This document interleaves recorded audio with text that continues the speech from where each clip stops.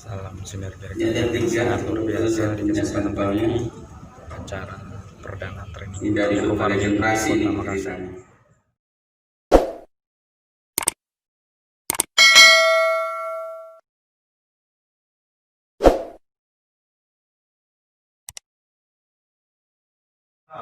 Beneran, coba dicelupkan Pak, nyala atau tidak? Dua-duanya. Tuh, nyalanya seperti ini. Ini air mineral ya, air yang kemasan itu. Oke, bisa di ini perbandingan. Oke, lanjut. Air apa nih? Air kelapa itu. Wah, ini air kelapa terang sekali kan? Iya. Nah, luar biasa nih, air kelapa mineralnya tinggi Pak. Jadi sangat cocok kalau kita gunakan untuk melarutkan ekoparmi. Ini satu lagi air keran. Ya, hampir sama dengan ini kan? Nah. Oke, cukup Pak. Nah, cabut dulu. Jadi intinya dari tiga larutan ini yang paling bagus tetap air. Makanya kenapa air kelapa itu direkomendasikan buat melarutkan ekoparmi. Coba kita tes pakai ekoparmi seperti apa? Jangan sekali lagi Pak.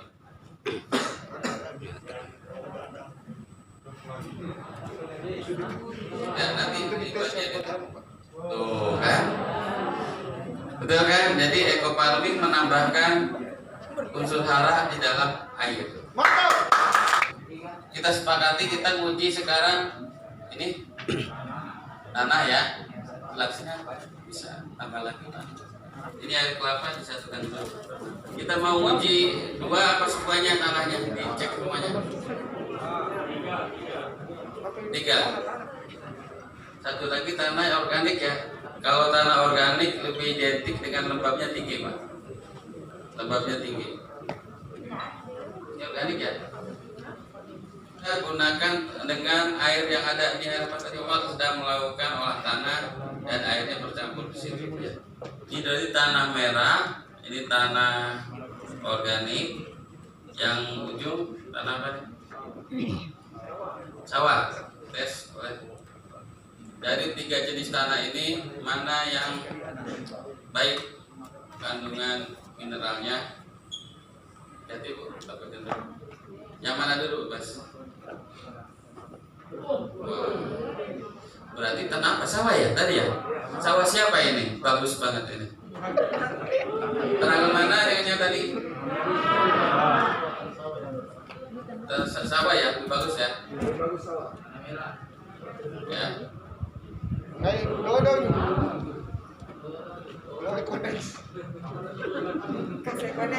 Gimana? Yang paling unggul yang mana? Yang sawah. Yang 4 Ini tahun sawah. punya.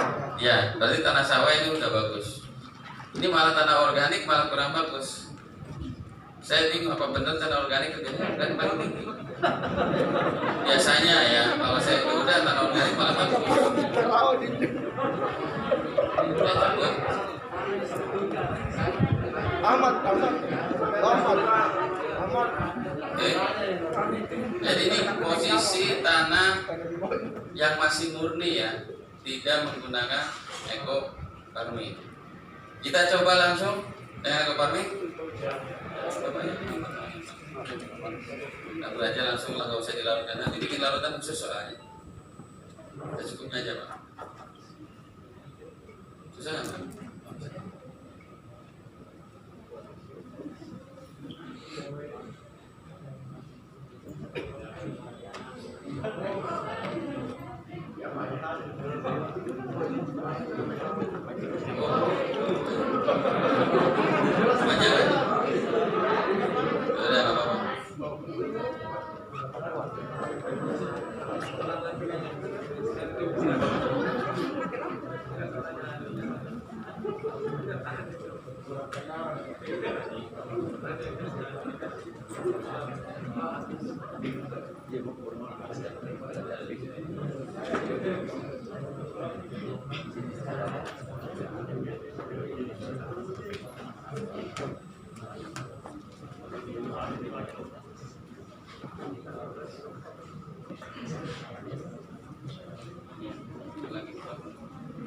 Coba lagi.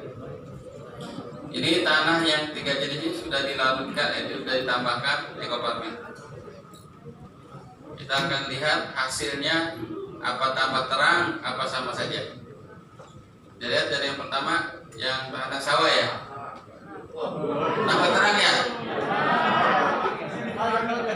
Berarti kesimpulan ditambahkan ekoparmin yang tadi terang menambah terang.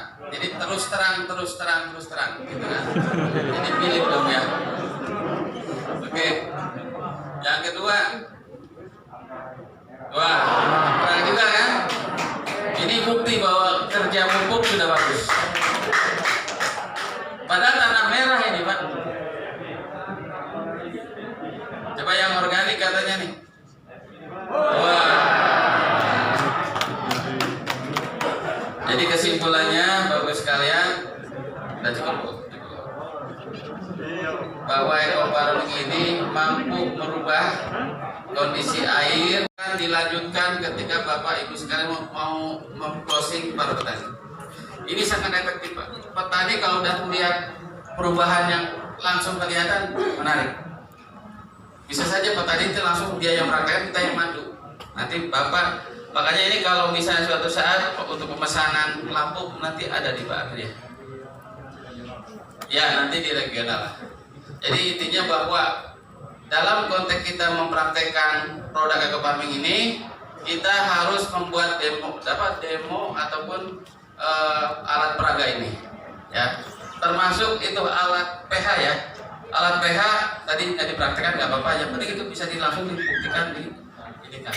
pH-nya berapa bisa ketahuan. Ya, mungkin itu saja yang bisa kami sampaikan. Mudah-mudahan ya, boleh.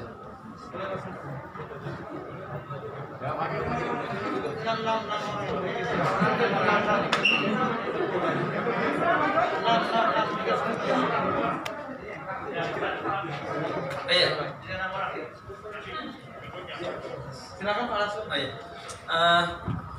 Bismillahirrahmanirrahim. Assalamualaikum warahmatullahi wabarakatuh. Langsung saja Pak, pertanyaan saya. Kalau kita memakai ekofarming itu dalam penggunaannya itu sekira ada, saya pernah baca bukunya itu 75%, adapun 20% itu bisa kimia. Nah, kenapa kita mesti memakai kimia? Bukan kenapa tidak 100% tidak menggunakan lagi kimia? Itu yang pertama. Yang kedua, apakah ada pengaruh ketika kita menggunakan ekofarming dengan tanam padi yang secara langsung atau secara bibitan? Kan ada, kalau kita menanam di sawah itu taburan langsung. Ya, ada juga yang bibit dipindah. Nah, apakah ada pengaruhnya menggunakan ekofarming kalau kita cuma tabur langsung, atau apa perbedaannya gitu? Ya, terima kasih. Dengan Bapak siapa tadi namanya? Saya dia. Jadi begini Pak, untuk berkaitan dengan penggunaan pupuk kimia, ya, yang tadi Bapak tanyakan kenapa mesti 25%, enggak, udah aja murni misalnya, nggak usah pakai ya. Sebetulnya inilah tantangan kita Pak. Ini kan bahasanya negosiasi kalau menurut saya sih. Karena orang kalau langsung dilepas gitu dia akan kaget ya. Makanya ada batasan toleransi 25% saja. Sekaligus juga ini menjadi penghematan. Jadi yang sampai ada double biaya kan nantinya. Ya pupuk ekofarming iya misalnya, termasuk juga pupuk kimianya juga. Sebetulnya Pak, kalau kita mau benar-benar memastikan bahwa ini bisa nggak tanpa kimia, misalnya jawabannya bisa. Nah, untuk bisa memastikan itu semua, kita perlu alat tambahan yang tadi saya katakan, pH-nya kita cek, alat kesuburan kita cek. Karena apa? Karena pH ini menentukan tingkat penyerapan unsur hara. Bapak kalau misalnya mau pakai kimia, sama apa? Apalagi kimia ya, nggak ada ketika pH-nya rendah itu tidak akan mudah diserap. Karena dengan pH itu mengikat unsur hara. Nah bedanya kalau ekofarming ya, tanpa kimia pun bisa jalan. Kenapa? Karena pH-nya itu udah normal Pak. Tapi kalau pH-nya kimia itu cenderung asam. Jadi terus keduanya, jawaban yang tadi pertama 20% itu Pak, itu batas yang sudah pernah diuji ya. ada yang 25, ada yang 50%, ada yang 30%, bahkan yang 0% yang ada di buku saya itu hasilnya sama. Ya. Jadi artinya kalau sama saja ngapain harus pakai kimia kan gitu. Nah, terus penambahannya apakah murni dengan ekofarming atau ada tambahan lain? Kan begitu, Pak. Nah, untuk organik tadi saya sampaikan untuk pengolahan tanah itu mesti ada penambahan bahan organik. Bisa dari rumput yang tadi dijadikan pupuk kompos atau tambahan kotoran hewan. Itu akan lebih baik lagi. Untuk pertanyaan itu ya. Yang kedua tadi apa? Yang keduanya? Oh, yang bukan tanam pindah itu. Yang ditabur ya. Oke. Karena memang umumnya di Sulawesi yang setahu saya juga punya mitra di Sidrap itu dia tabur langsung. Ya kan? Tabela lah istilahnya, tanam benih langsung. Nah, perbedaannya begini, Pak. Kalau tabela biasanya kan kecenderungannya itu di tanah yang memang kurang air ya, atau airnya yang terbatas gitu. Nah, terus keduanya untuk tabela ini ada sedikit perbedaannya bahwa pemupukan ekofarmingnya bisa sampai 6 kali, Pak, dengan ekofarming. Nah, kalau yang tanam pindah nih, khusus yang tanam pindah itu persemaian harus disemprot juga dengan ekofarming. Umur berapa? Umur 10 hari. Kalau yang di pembibitan ya. Bahkan untuk perendaman benih mau sistem tabela atau sistem tanam pindah, perendaman benih gunakan larutan ekofarming. Tadi sempat saya nggak sampai cerita, tapi karena ditanyakan jadi ingat ke sana. Jadi ketika kita mau merendam benih, larutannya itu pakai larutan ekofarming. Ukurannya larutan biasa. Jadi kalau misalnya air rendamannya 10 liter ya, berarti ekofarmingnya sekitar 100 ml. Gitu, Pak. Itu berlaku untuk yang mau tanam pindah atau tebar langsung. Tetap aja harus direndam dulu supaya perakarannya lebih cepat. Dan kalau perakaran sudah tumbuh jangan nunggu sampai panjang 1 cm. Cukup sudah kelihatan ada sedikit aja, udah putih-putih calon akar, itu bisa ditebarkan. Nah, nanti untuk di tabela ya kan, karena kan tidak melalui proses pembibitan. Nah, kalau yang pembibitan tadi 10 hari disemprot lagi dengan ekofarming. Dan untuk yang sistem pembibitan 5 hari sebelum tanam disemprot dulu. Sama, Pak, tabela juga 5 hari sebelum ditaburkan tetap disemprot dulu. Bedanya nanti pas di umur 14 hari yang tabela kan masih kecil umurnya, itu pengganti untuk yang tadi semprot di persemaian.